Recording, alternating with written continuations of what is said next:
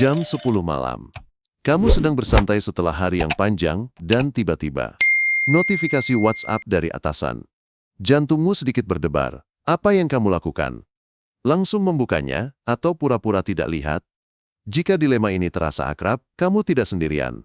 Selamat datang di channel ini. Belakangan ini, muncul istilah seperti quiet quitting atau lazy girl job. Banyak yang salah sangka menganggapnya sebagai tanda kemalasan generasi baru. Tapi di video ini, kita akan bedah tuntas mengapa fenomena kerja secukupnya. Ini bukan tentang malas, melainkan sebuah revolusi sunyi. Sebuah strategi cerdas untuk bertahan hidup di dunia kerja modern. Mari kita mulai. Untuk paham kenapa kerja secukupnya muncul, kita harus lihat lawannya, hustle culture. Budaya gila kerja ini berdiri di atas 3 pilar yang sekarang mulai rapuh. Pertama, glorifikasi sibuk. Kita diajari untuk menyamakan sibuk dengan penting dan produktif. Kalender penuh rapat dianggap keren, pulang paling malam dianggap pahlawan. Padahal, seringkali itu hanya tanda manajemen waktu yang buruk atau beban kerja yang tidak manusiawi. Kedua, ilusi. Kita adalah keluarga. Perusahaan suka menggunakan slogan ini untuk mendorong loyalitas buta.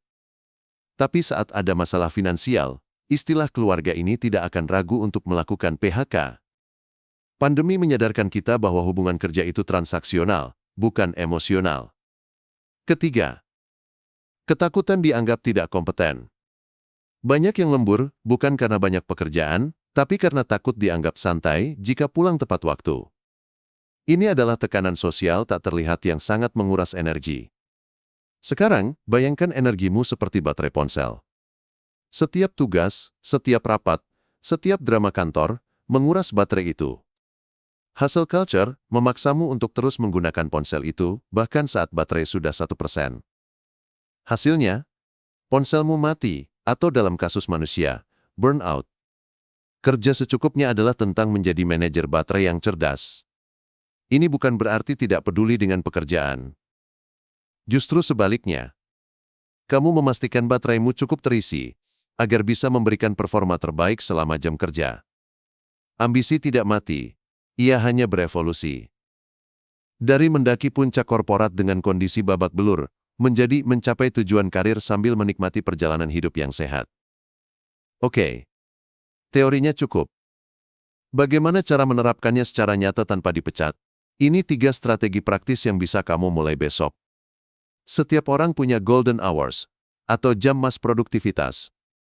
Ada yang morning person, ada yang night owl. Identifikasi kapan kamu paling fokus. Lindungi waktu itu mati-matian. Matikan notifikasi, tutup tab media sosial, dan kerjakan tugas terberatmu di jam-jam ini. Bekerja fokus selama 5 jam jauh lebih efektif daripada bekerja sambil terdistraksi selama 10 jam.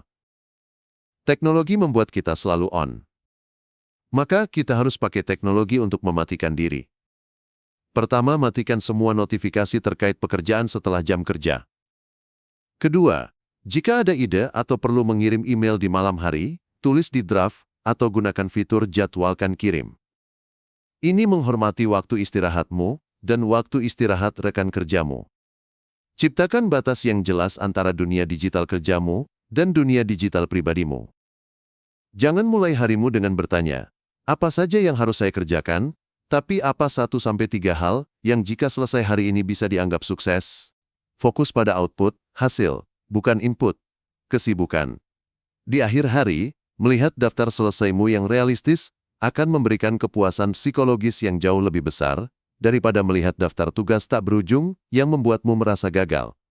Jadi, kerja secukupnya bukanlah sebuah gerakan anti-ambisi. Ini adalah gerakan pro kehidupan. Ini adalah pengakuan bahwa kamu adalah manusia, bukan mesin. Dengan bekerja lebih cerdas, bukan lebih keras, kamu tidak hanya menyelamatkan karirmu dari burnout, tapi kamu juga menyelamatkan hidupmu. Saya punya tantangan untukmu. Pilih satu saja dari 3 strategi tadi, terapkan selama seminggu ke depan. Lalu, kembali lagi ke video ini dan bagikan apa yang kamu rasakan di kolom komentar. Mari kita buktikan bersama bahwa bekerja dengan sehat itu mungkin. Terima kasih sudah menonton. Di video selanjutnya, kita akan bahas red flag atau tanda bahaya saat interview kerja yang menandakan lingkungan kerja yang toksik. Jadi jangan lupa subscribe dan nyalakan loncengnya agar kita bisa terus belajar bersama. Sampai jumpa. Sudahkah kerja kita memanusiakan? Sudahkah nurani kita bersuara?